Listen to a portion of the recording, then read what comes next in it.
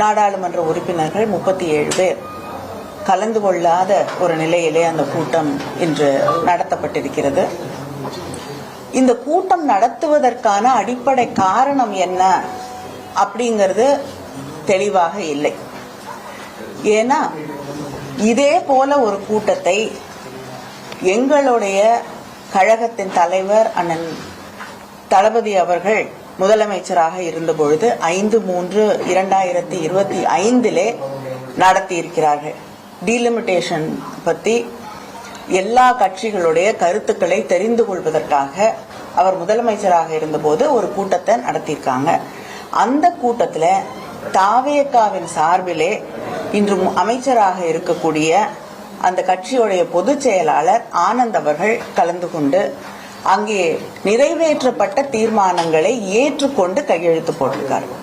அந்த தீர்மானங்களின் அடிப்படையிலே நம்முடைய திராவிட முன்னேற்ற கழக ஆட்சி பொறுப்பில் இருந்த பொழுது அத்தனை கட்சிகளும் பிஜேபி நீங்களாக மற்ற கட்சிகள் எல்லாம் ஏற்றுக்கொள்ளப்பட்ட ஒரு தீர்மானத்தை சட்டமன்றத்திலே நிறைவேற்றி இருக்கிறார்கள். அந்த தீர்மானத்திற்கும் இன்னைக்கு இருக்கக்கூடிய இந்த கூட்டத்தில் நடந்து முடிந்திருக்கக்கூடிய இந்த கூட்டத்திலே எடுத்திருக்கக்கூடிய முடிவுகளுக்கும் என்ன வித்தியாசம் என்பதை நாங்கள் தெரிந்து கொள்ள வேண்டும். திராவிட முன்னேற்ற கழகம் மிக தெளிவாக முதல்ல இந்த டீலிமிட்டேஷன் அப்படிங்கிற பேச்சு வந்த பொழுதே எங்களுடைய கழக தலைவர் அன்று முதலமைச்சராக இருந்த அண்ணன் தளபதி அவர்கள் 5 முதலமைச்சர்களை அழைத்து மற்ற கட்சிகளின் தலைவர்களை எல்லாம் அழைத்து இதன் டீலிமிட்டேஷனால பாதிக்கப்படக்கூடிய அத்தனை மாநிலங்களிலிருந்தும் எல்லோரையும் அழைத்து சென்னையிலேயே ஒரு கூட்டத்தை நடத்தியிருக்கிறார்கள். அந்த கூட்டத்திலையும் காங்கிரஸ் உட்பட சில முதலமைச்சர்கள் கலந்து கொண்டு அந்த தீர்மானங்களை ஏற்றுக்கொண்டு கையெழுத்து போட்டிருக்காங்க. அந்த கூட்டத்தில் ஃபேர் டீலிமிட்டேஷன் அப்படிங்கிறது தான். டீலிமிட்டேஷனை நாங்கள் முற்றிலுமாக எதிர்க்கவில்லை. நியாயமான ஒரு டீலிமிட்டேஷன் தொகுதி மறுசீரமைப்பு நடைபெற வேண்டும் என்பதுதான் அந்த கூட்டத்தில் எடுக்கப்பட்ட ஒரு முடிவாக இருந்தது, தீர்மானமாக இருந்தது. அதுல கலந்து கொண்ட அத்தனை பேரும் அதில் ஒருமனதாக கையெழுத்திட்டிருக்கிறார்கள்.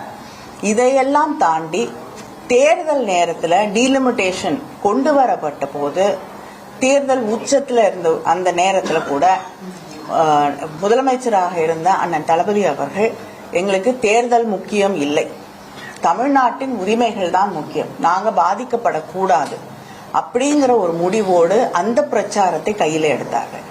அது மட்டும் இல்ல, தேர்தல் பணியிலே இருக்கக்கூடிய அத்தனை நாடாளுமன்ற உறுப்பினர்களும் நீங்க போய் அந்த தீர்மானத்திற்கு எதிராக கொண்டு வரக்கூடிய மசோதாவிற்கு எதிராக நீங்கள் வாக்களிக்க வேண்டும் என்று எங்க அத்தனை பேரையும் அனுப்பி அந்த முதலாக பிஜேபி ஆட்சி பொறுப்பிற்கு வந்த பிறகு அவங்க கொண்டு வந்த ஒரு மசோதா முறியடிக்கப்பட்டது என்றால் அது திராவிட முன்னேற்ற கழகம் போன்ற இயக்கங்கள் எதிர்த்த அந்த டீலிமிட்டேஷன் அப்படிங்கிற அந்த மசோதாவை தான்.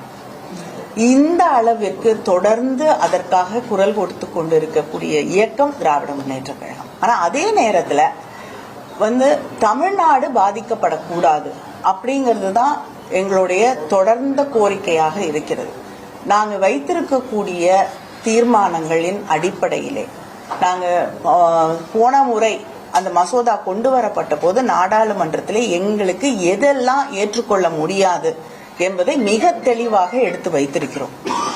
அந்த பில்லுல எந்த இடத்துலயுமே இந்த கொண்டு வரக்கூடிய அந்த டீலிமிட்டேஷன் அவங்க சொன்னது ப்ரோராட்டா பேசிஸ்ல எல்லாருக்கும் ஒரே சமமாக அதிகரிக்கப்படும், தமிழ்நாடுடைய பெர்சன்டேஜ் எந்த காலகட்டத்திலும் மாறாது அப்படின்னாங்க. ஆனா அந்த பில்லுக்குள்ள அதற்கான ஒரு அந்த வாய்மொழியாக ஹோம் மினிஸ்டர் அங்க ஃப்ளோர்ல அதை சொன்னாரே தவிர அது பில்லுக்குள்ள இல்லை.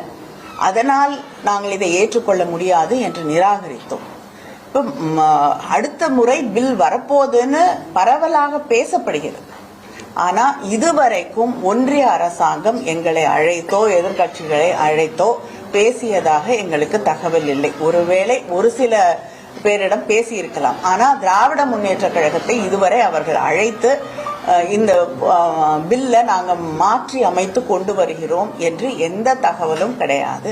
இந்த செஷன்ல கொண்டு வரத்துக்கான வாய்ப்பு இல்லை என்பதுதான் எங்களுக்கு தெரிவிக்கப்பட்டிருக்கக்கூடிய செய்தி. அதனால இந்த சமயத்துல பில்லும் இல்லை, பில்லோடைய வரைவு கூட ஒரு வரக்கூடிய பில்லு என்னென்ன சேஞ்சஸ் இருக்கு, என்ன மாற்றங்கள் செய்யப்பட்டிருக்கு அப்படிங்கறத பத்தி எந்த விதமான தகவலும் இல்லை. பில்லோட காப்பி சர்க்குலேட் பண்ணப்படல. அப்படி இருக்கும் பொழுது பழைய பில்லுக்கும் இங்க இப்ப புதுசா வரும் என்று நாம் நினைக்கக்கூடிய பில்லுக்கும் என்ன பெரிய மாற்றம் இருக்க முடியும்? இதற்காக இந்த கூட்டம் கூட்டப்பட்டு யார் அந்த கூட்டத்திற்கு பின்னணியிலே இருக்கிறார்கள், யார் இவர்களை இந்த அரசாங்கத்தை இயக்கி கொண்டிருக்கிறார்கள், அதை தாண்டி ஒரு கூட்டம் நடத்தணும்னா ஒரு அரசாங்கம் கட்சி தலைமைக்குத்தான் கடிதம் எழுத வேண்டும். ஆனா சீஃப் செக்ரட்டரி இண்டிவிஜுவல் எம்பிஸ்க்கு கடிதத்தை அனுப்புகிறார்.